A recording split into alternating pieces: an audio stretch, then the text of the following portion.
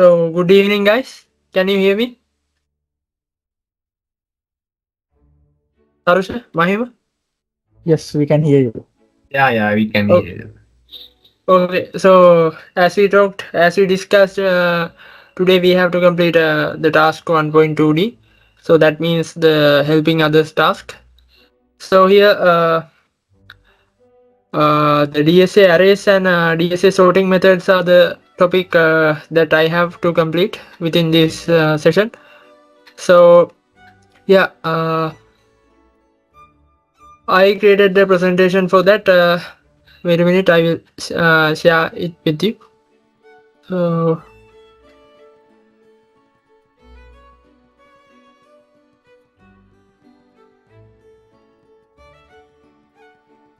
So, can you see my screen?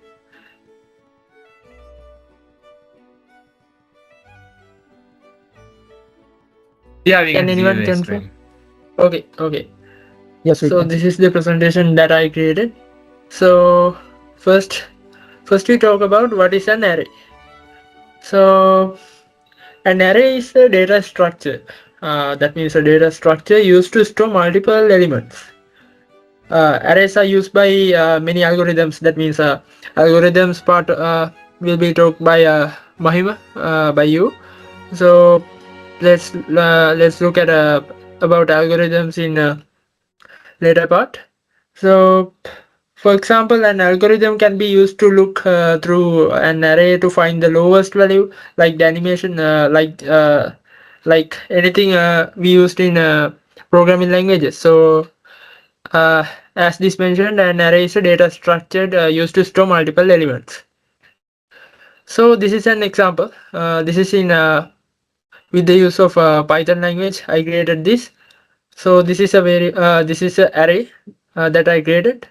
So array itself it allocated the memory in RAM, and print means giving the output as a array 7, 12, 9, 4 and 11.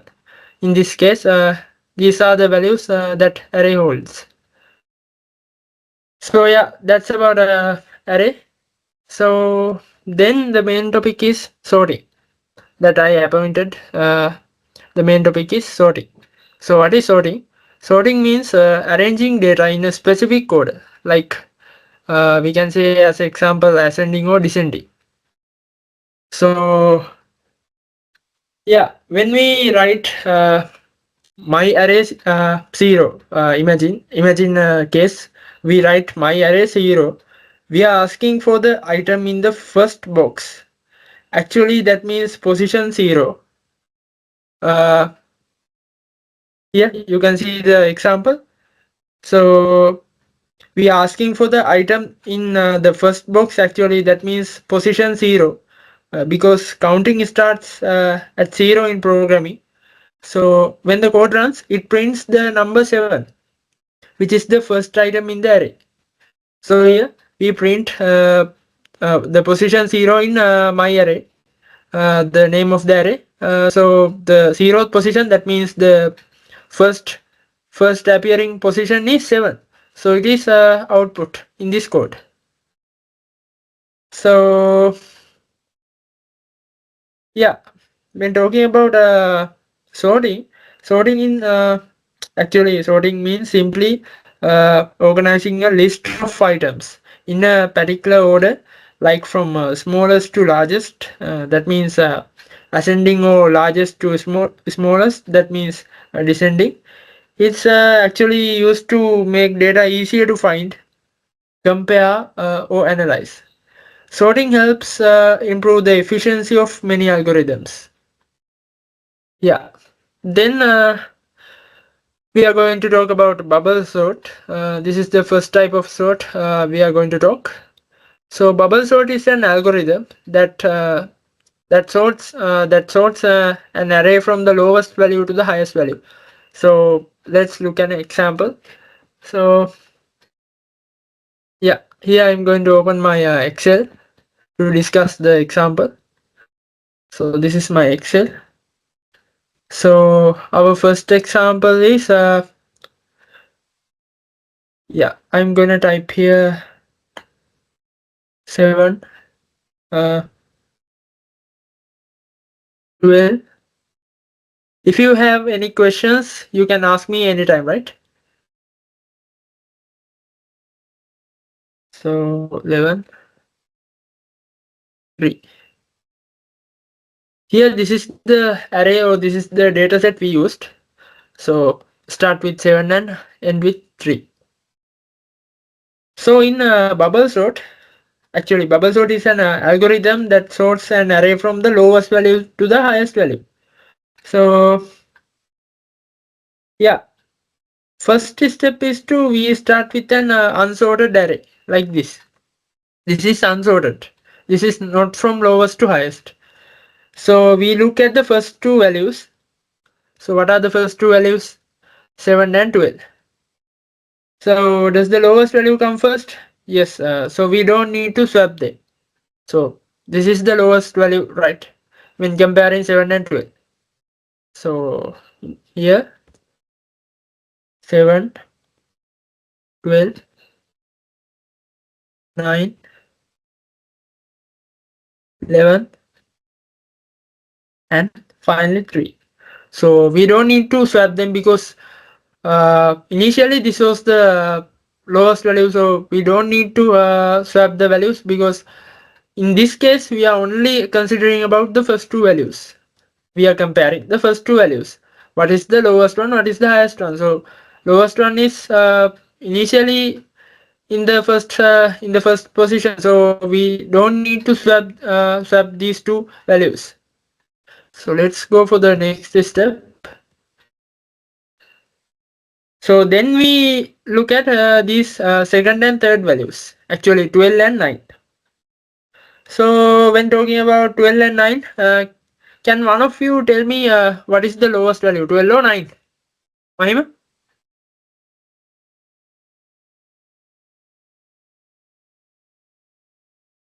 9. Guys?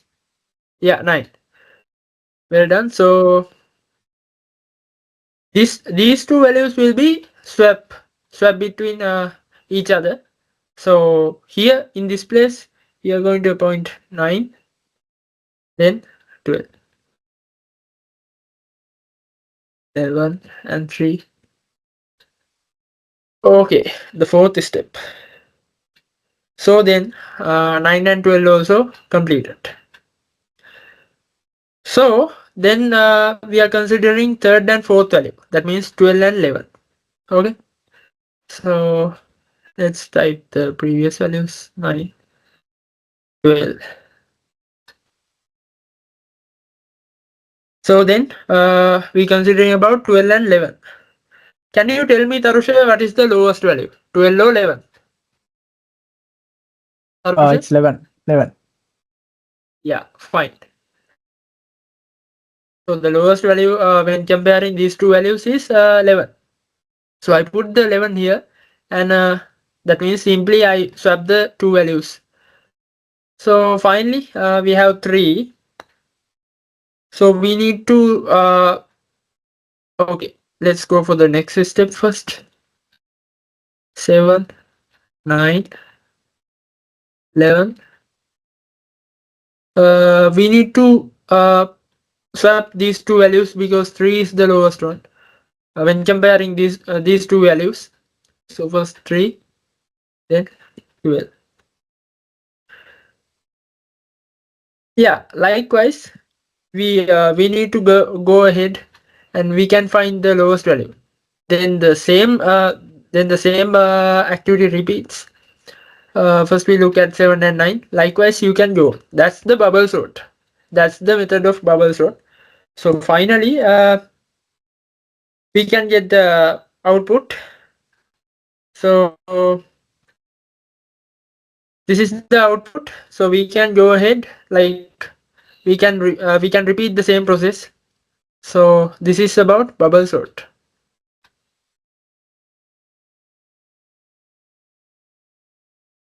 So yeah, we completed our first sorting method. Then selection sort. Actually, the selection sort algorithm finds the lowest value in an array and moves it to the front of the array. That's the specialty of this sorting method. So the algorithm looks through the array again and again, moving the next lowest values to the front until the array is sorted. So that's the theory behind this sorting method. So here also we're gonna look at an example with the use of Excel. I'm gonna clear this. Okay, I put that here. So here also we use the same example we used before. 7, 12, 7, 12, and 9, then 11, 3.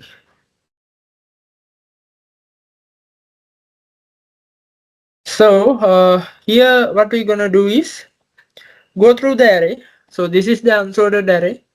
So one value at a time. Which value is the lowest? Which value is the lowest? Can you tell me? Comparing all of these 5 values, which is the lowest value? Someone can tell me? Lowest value? Comparing all of these 5 values? 3. 3. So 3 will be the first value. Then 7.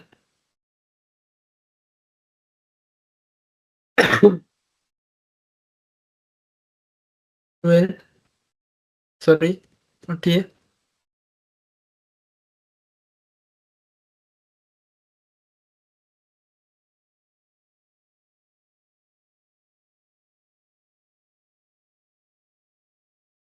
In next step also same. So the next lowest value is 7.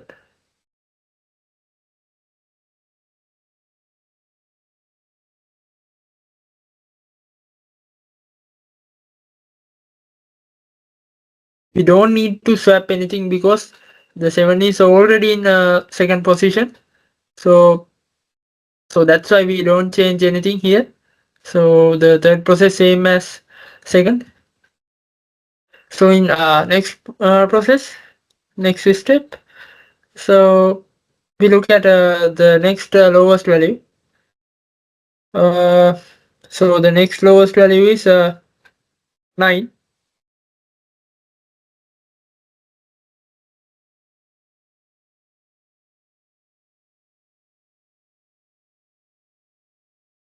Likewise, it goes on 12 and 11. Finally, 3, 7, 9, 11, 12. So do you guys understand what is the difference between the bubble sort and the what the selection sort? In bubble sort, we do one at a time.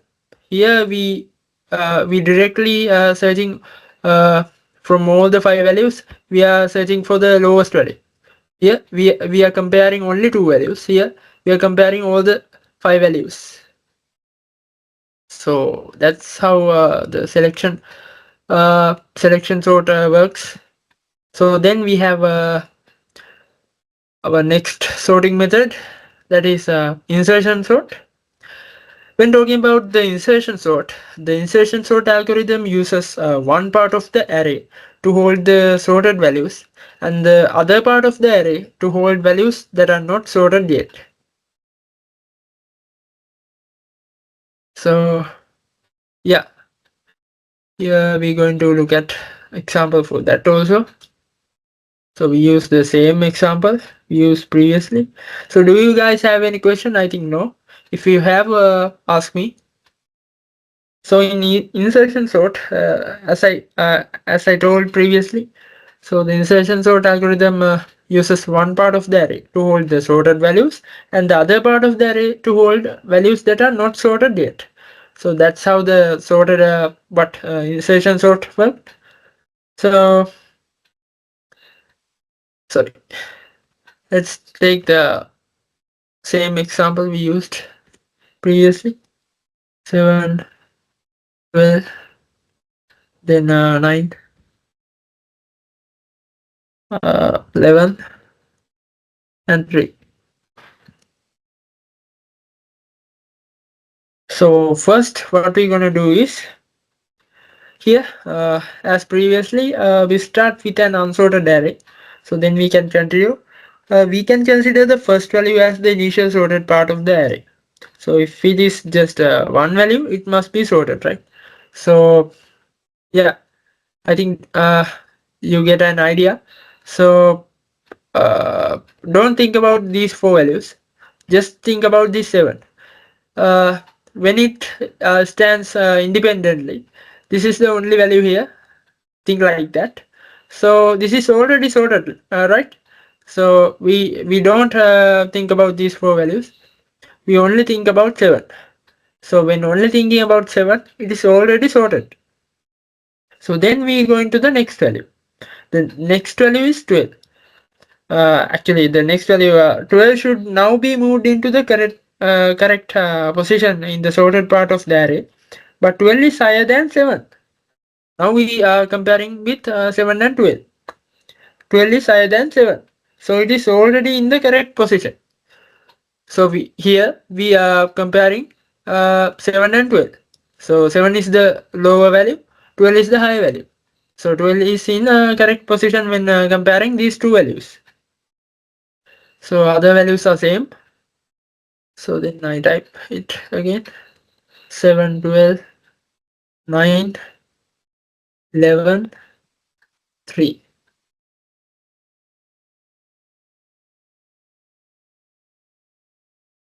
So then the value 9 must now be moved into the correct position. Actually inside the sorted part of the array. This side is sorted part, this side is unsorted part. Actually left side is sorted part, right side is not sorted part. So we move 9 in between 7 and 12. When comparing this first sorted part, we move 9 into between 7 and 12. 7, 9 and 12. So now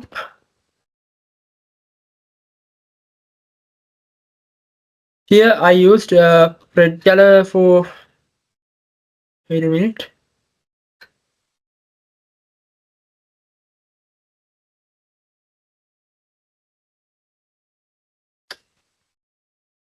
Sorry, I can't use here as I think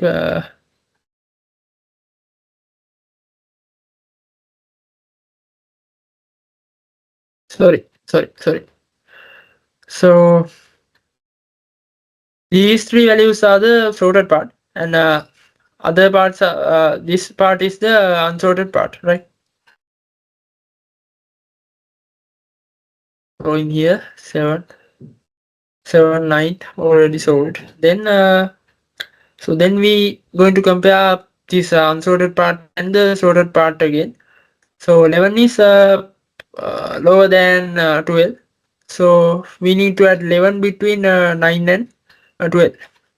9, 11 and 12. Then the last value to insert into the correct position is 3. 3 is the last value in unsorted area. So we insert 3 in front of all other values because it is the lowest value. So actually bubble sort and this sorting method actually what the insertion sort is somewhat similar, but in here we directly move 3 into the first position, not like bubble sort. Bubble sort itself comparing only 2 values. So here we move the 3 directly into the first position. So that's the specialty in next part. So this is the final sorted sorted array 3, 7, so then 9, 11 and 12. So that's about the insertion sort. So I think you got an idea about the three sorts we have done up to now. So then we have to discuss about actually algorithms and DSA trees.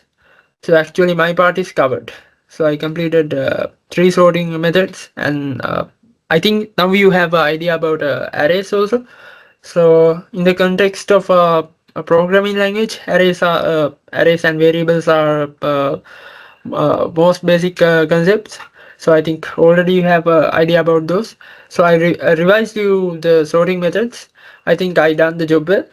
So yeah, I think you guys have a good idea about sortings uh, now. So yeah, my session is over. And do you guys have any questions or any queries to anything or an idea? Can someone tell what's your idea about the session, and do you guys understand the sorting methods? Yeah, Yeah. we are Mine. good. Thank you for your explanation of the sorting. It's good. Okay, okay. So Yeah, then and also I understood it very well, and now I understand about sortings. okay, okay, very well. So yeah, then we have to continue with data trees. So can you start your session, Tarusha? Yeah. Okay. So let's start now. Let me share my screen.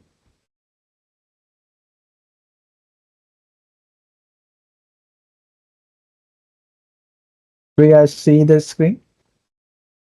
Yeah, yeah, we can see the screen. You can chat it. Okay. So thank you guys for joining today's session. So my name is Tharusha Vishmitha, and today we will be exploring a fundamental topic in our course, which is trees in data structures and algorithms. So trees are a crucial data structure that helps us efficiently manage and organize data. So let's dive into the details and understand why they are so important. So the basic concepts. So trees are hierarchical data structures that consisting of nodes connected by edges. And unlike linear data structures such as arrays and linked lists, trees represent data in a nonlinear fashion, which allows for more efficient data management and retrieval. So a node is the base unit of a tree containing data, and root is the topmost node of a tree, and the child is a node directly connected to another node when moving away from the root. A parent is a node directly connected to another node when moving towards the root. Then a leaf is a node with no children. Subtree is a tree consisting of a node and its descendants. And then finally, height basically is the length of the longest path from the root to a leaf. And then there are types of trees.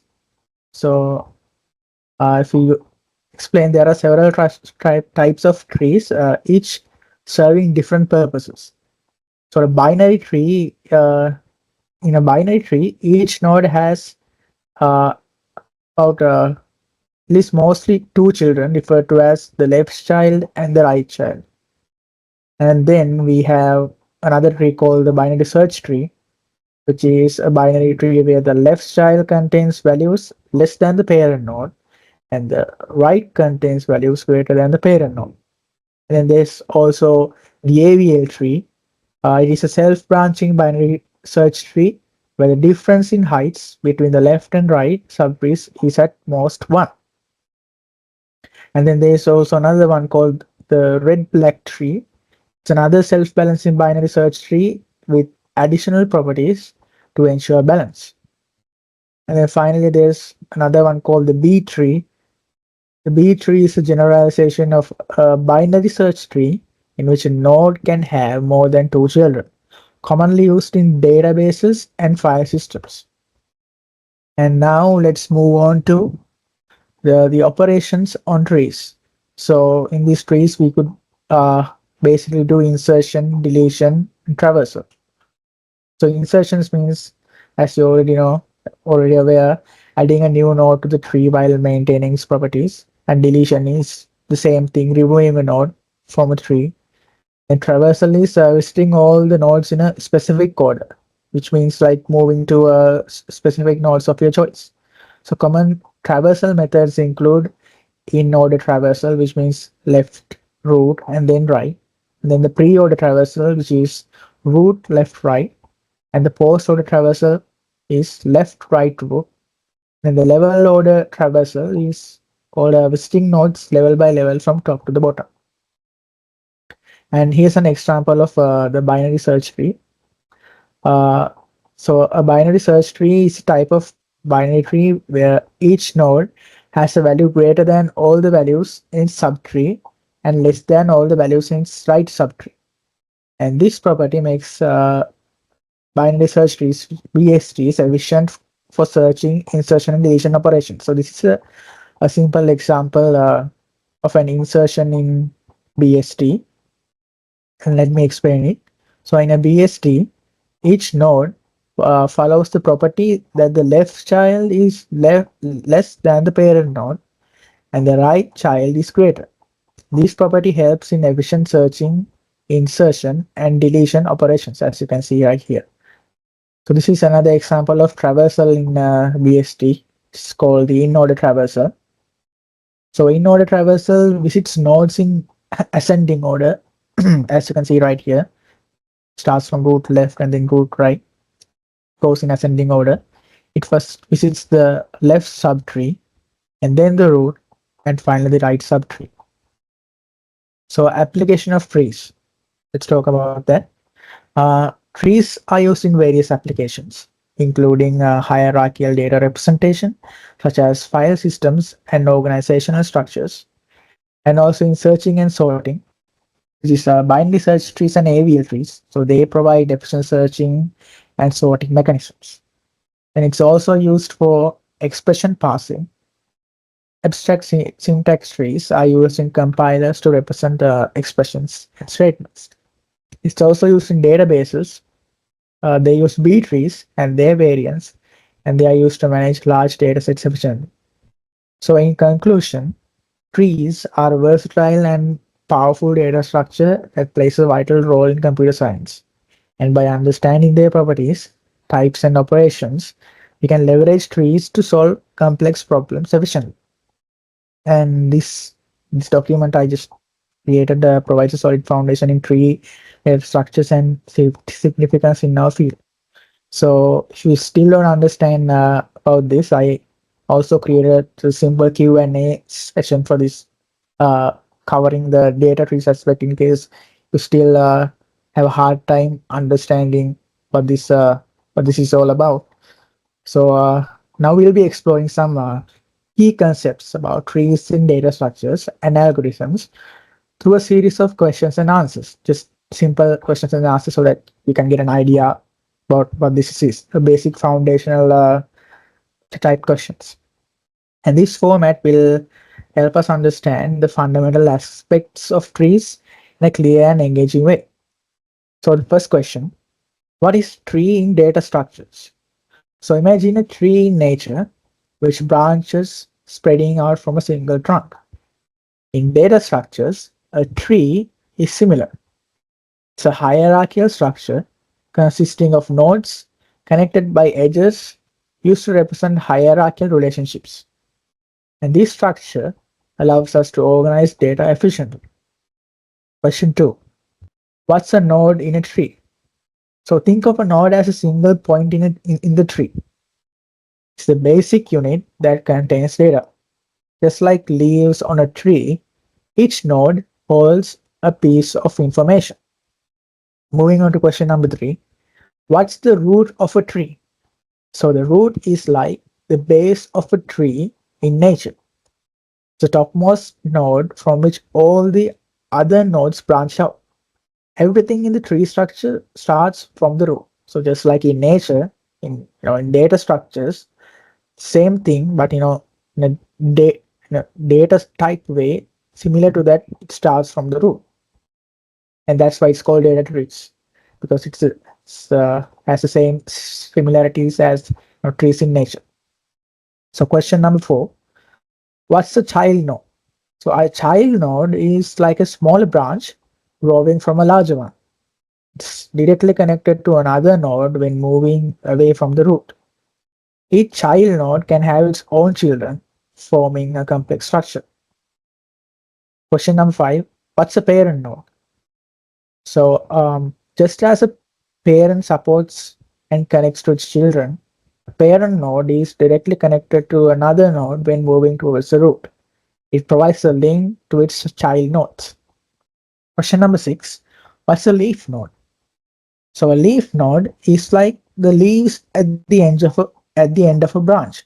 It's a node with no children, representing the endpoints of the tree structure. Then what's question number 7? What's a subtree? So imagine a smaller tree growing from a branch of a large tree. So a subtree is similar. It's a tree consisting of a node and all its descendants. It's a smaller part of the larger tree. Moving on to question 8. What's the height of a tree? So the height of a tree is like measuring the tallest branch from the ground up. It's the length of the longest path from the root to a leaf. And then moving on to question number 9. What's a binary tree?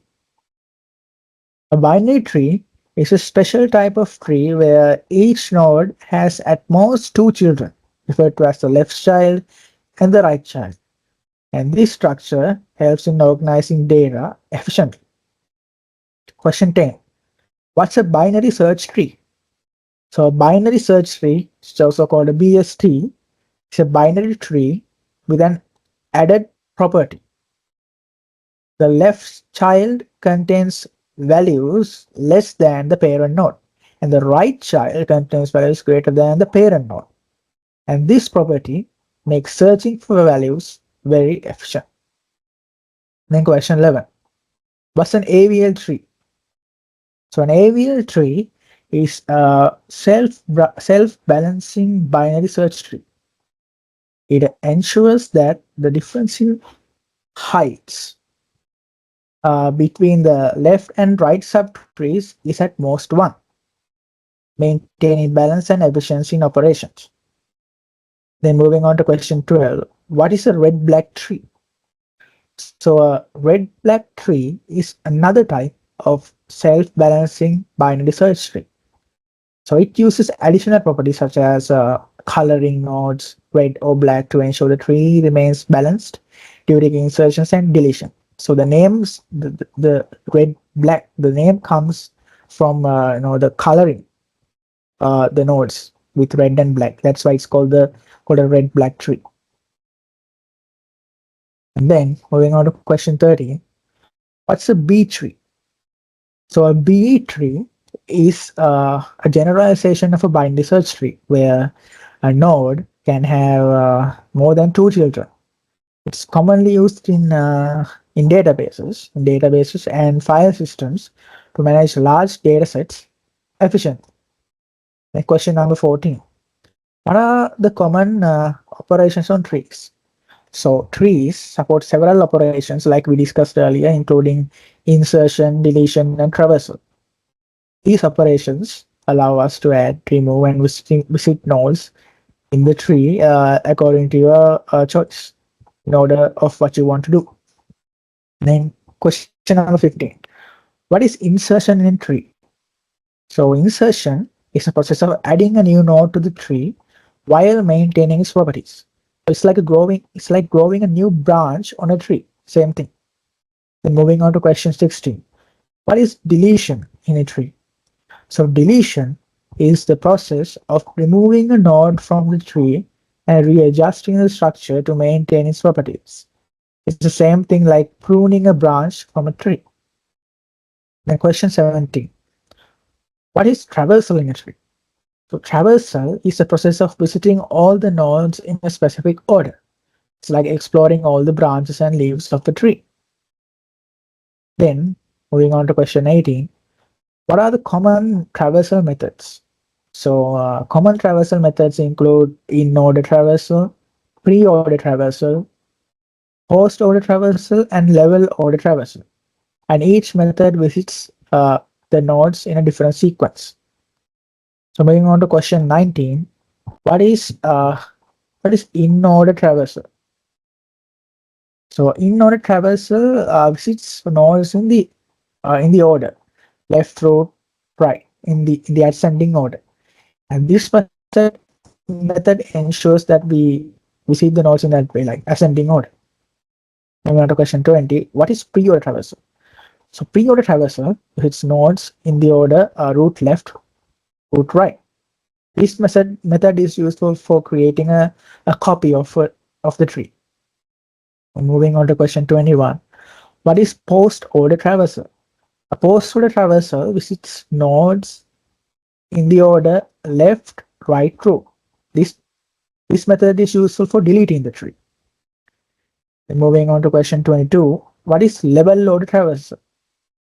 So a level loaded traversal visits nodes level by level from top to bottom. This method is useful for breadth first search. And then moving on to question 23, our last question. What are some applications of trees? So trees are used in various applications, including hierarchical data representation, searching and sorting, expression parsing, and managing large data sets in databases. And they help us organize and access data efficiently. So, in conclusion, understanding trees in data structures and algorithms is essential for efficiently managing and organizing data. And by exploring these questions and answers, I hope you guys gained a deeper insight into the fundamental concepts and applications of trees. So thank you for your attention, and I'm happy to answer any questions you may have. Thank you. So yeah, Tarusha, you prepared very well for the session, and first I would like to thanks for it. So you organized your data very well. As we can see, your document is well prepared, and you explored for many new things. So actually, thanks for it. Thank you so So much. we got really idea about what DSA tree and what is the field about. So yeah, I think Mahima also have a better idea about the Yeah. DSA tree topic. So Also, I'm yeah, eager to hear thank you. Mahima's point for the Mahima's topic. Let's move on to him. Yeah. Now Uh, we can continue on what's the topic, Mahima's topic about algorithms. Uh, Hello. So Mahima, before we start the your session, do you have any questions or queries related to the Tarusha's session? No. It's good enough. Okay. You can continue the session. So yeah, about Yeah. algorithms. Thank you, Tharusha and Chandu, for your explanation about sorting and that trees. Uh, Now I'm going to talk about Dicastras and port frustrations. Um, I will show you my uh,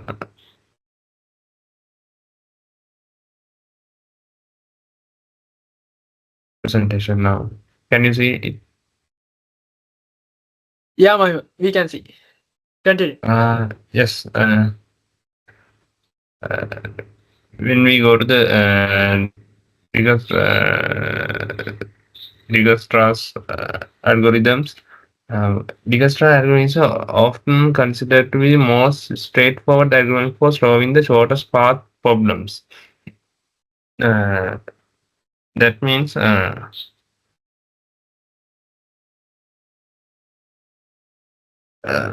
it widely used for network and routing mapping applications.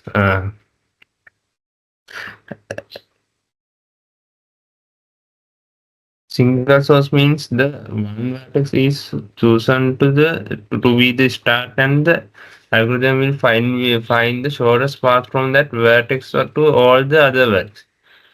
It does not work for graph with negative edges. For graph with negative edges, the Playman-Ford algorithm that is described in the last uh, lesson. To find the shortest path, diagnostic algorithm need to know which vertex the source vertex is the source. It needs a way to mark vertex has visited, and it needs to an overview of the current shortest distance to the each vertex as it works its way through the graph. Updating these distances when a shorter distance is formed.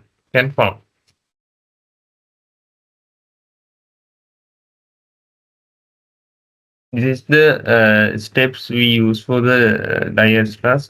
Set the distance of the starting node to zero and all other nodes infinity. Mark the starting node as visited and explore the neighbors. For the each neighbor, update the distance if a shorter path is found. Continue the next unvisited node with the smallest distance. Repeat the process until all nodes. Yeah, this is the time complexity for Digastra's algorithm. Digastra's algorithm is OP.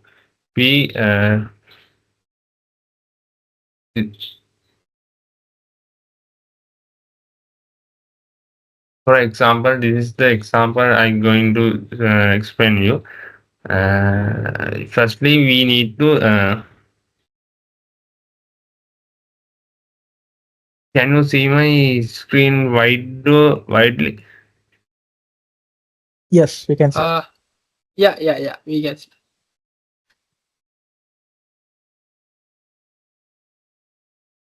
Okay.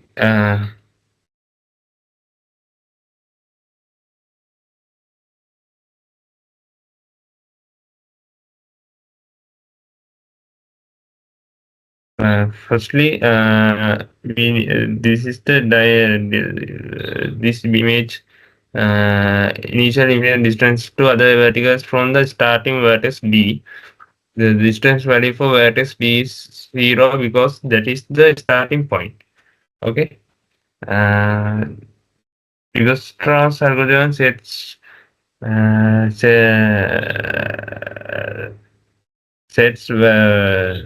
vertex to vertex as a D as the current vertex and looks at the distance to the adjacent vertex. Since the initial distance to vertex A and E infinite, the new distance to these are updated with the age weights. So vertex A gets a distance change from into 4, and whereas E gets the distance change to 2, and as mentioned, updating the distance value in this way called react. Uh,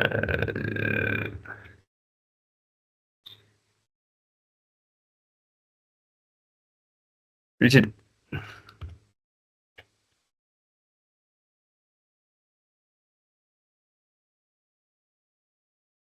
the next vertex. This is the next vertex to be chosen. Current vertex must the vertex with the shortest distance to the source vertex among the previously unvisited vertex, and vertex E is therefore the chosen current vertex after vertex D.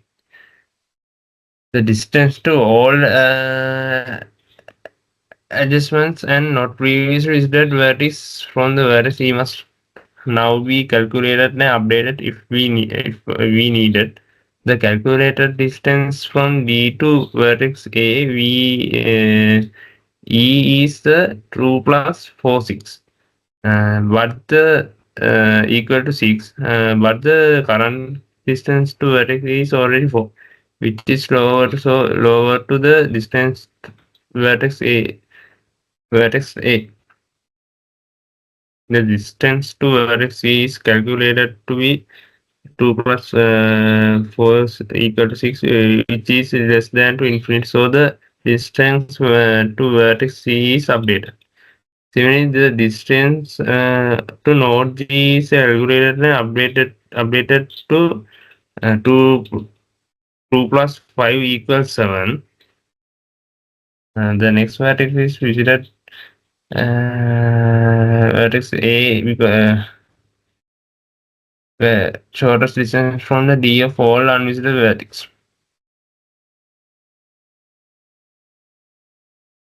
In here, the calculated distance to vertex C A is C.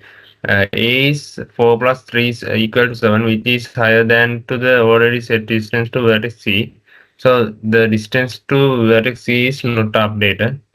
Vertex A is now marked as a visited, and next current vertex C is vertex C because that has the lowest distance from vertex D to between the remaining unvisited vertex. Vertex F already has this in here. Vertex distance already distance already has 11.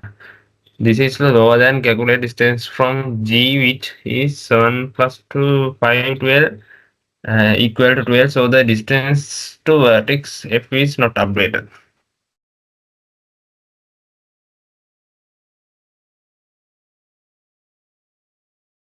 The vertex E is marked to become currently because it has the lowest distance of the remaining unvisited vertex. The new distance B, FB is 8 plus 2 equal to 10 because it is lower than F is exciting distance of 11. Vertex B is marked as visited, and there is nothing to check for the last unvisited vertex F, so the Dihastra algorithm is finished in here. Of, After that, going to talk about Ford-Fulkerson algorithm. Ford-Fulkerson is used to compute the maximum flow in a flow network. Uh,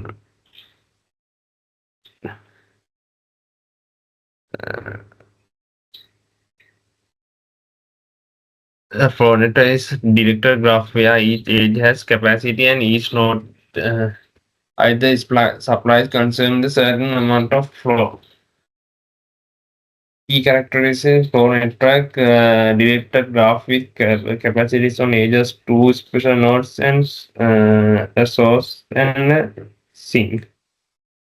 Uh, maximum flow refers to the largest amount flow that can be pushed from the source to the sinks without violating the capacity constraints on the edges. Augmenting path algorithm repeatedly find augmenting paths that can carry more flow from the source to the sink until no such path exists. And this is the time complexity for the fourth algorithm. I'm not going to explain about that. There are in here. You can see I explain it widely. In here, Ford Fulkerson algorithm steps initialize the following all ages to 0. While there is exist argument path to source to sink, find the path using DFS or BF. Find the minimal residual capacity along the path. Argument the follow along the path by the minimal capacity. Uh, Update the residual capacities of the edges and reverse edges. Repeat until no more augmenting paths can be found. Here is the example. I will explain how to do this.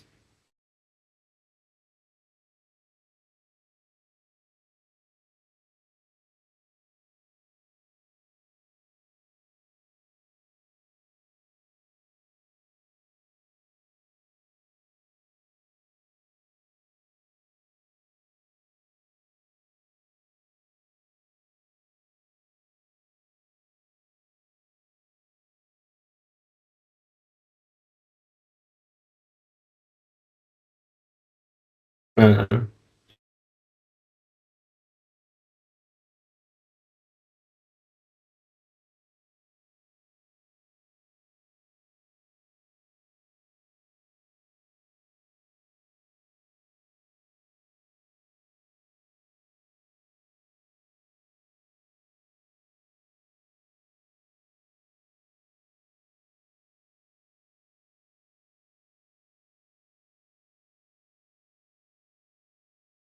the for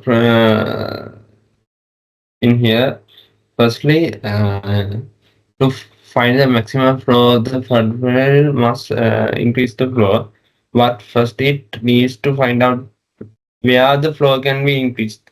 It must be find an argument for for correction argument actually does not specify how such an argumented path is found. What we will use that was DFS to find argumented paths to the port progression argument in the in here. Uh, in here, the first argument path for progression finds to using DFS is 8 S2 V1, V1 to V3, V1 V3 to V4, V4 to T, and using this bottleneck calculation, port progression finds that three highest flow that can be sent through the argument path. So flow is increased by 3 for all the edges in this part. The next iteration of the for progression is to this step again, find new argument path, find how much the flow that the path can be increase the flow along the edges in that path accordingly. Uh, Here, in this specific case, that means flow of 2 can be sent back on the edge V3 to V4 going into V3 to T instead. The flow can be increased by 2 in this path because that is capacity in the V3 to V3 to T. The next argument path is found the S to V2, V2 to V1, V2 to V4 and T. The flow can be increased by two in this path. The bottleneck is V1 to V4. V1 to V4. Because there is only room for sending two more units in units of flow in that stage. The next and last argumented path is S1 to V2, V2 to V4 and T. And the flow can be only increased by one path because of the edge V4 to T being the bottleneck in this path with only space for one more unit of flow. At this point, new argument path cannot be found, which means that max flow has been found and the flow progression algorithm is finished. That's the port factorization algorithm. I think you can understand about that. Chandu, Tharusha? Yeah, bro, somewhat hard, but we go through the part you discussed and you explained it very well. So actually, we understood actually Yeah, it was great. what you're talking about. So thank you for the session. Do you have any more to continue? Oh, No, that's only. okay. Actually, Thank you. interesting session. So actually, thanks for the Tarusha and Mahima for Thank participating you, Chandu. for this session with me. So yeah, all in all, we completed the task 1.2D. It is all about helping others, and yeah, I'm good at what sorting and arrays, and Tarusha is good at DSA trees, and Mahima is good at what algorithms. So we shared our knowledge very well. So finally, this is how we completed the task, and yeah. Uh, finally, I'm going to upload this recording into YouTube, so lecturer can view the video or the session by with the use of YouTube platform. So actually, I would like to thanks. I would like to make this an opportunity to for thanking our lecturer, uh, Miss Hironi. So thank you for the guidance from the beginning. So yeah, so yeah, shall we mind up the session? Tharusha? Yes. Yeah. Yes, Okay, yes. okay, Thank you. Thank okay, you. Thank you. okay.